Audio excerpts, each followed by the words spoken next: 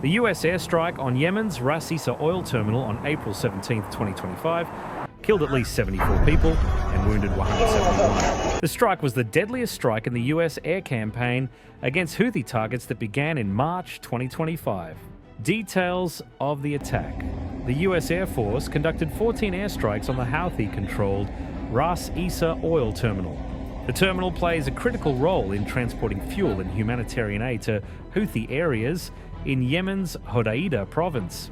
Fuel tankers and infrastructure were severely damaged during the strikes, and images from the scene showed extensive fires and destruction. US Central Command, CENTCOM, said the aim of the strike was to undermine the economic resources of the Iranian-backed Houthi forces and cut off their illicit fuel revenues. However, Houthi sources claim that most of those killed were civilian workers and that the attack constituted a war crime. Houthi response and retaliation. The Houthis said they fired missiles at Israel and shot down a US drone in retaliation for the attack.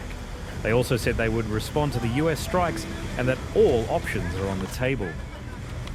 International response and regional impact. Iran condemned the attack, calling it barbaric. Hamas also described the attack as a clear act of aggression. United Nations Secretary-General Antonio Guterres expressed deep concern about the escalating violence and called on all parties to comply with international humanitarian law and protect civilians. The attack risks further deepening the humanitarian crisis in Yemen. The ports of Ras Isa, Hodeida and As Salaf account for 80% of humanitarian aid and 70% of imports to Yemen. Following the attack, the US is reportedly considering supporting a ground operation to retake some of the territory in Yemen. Conclusion.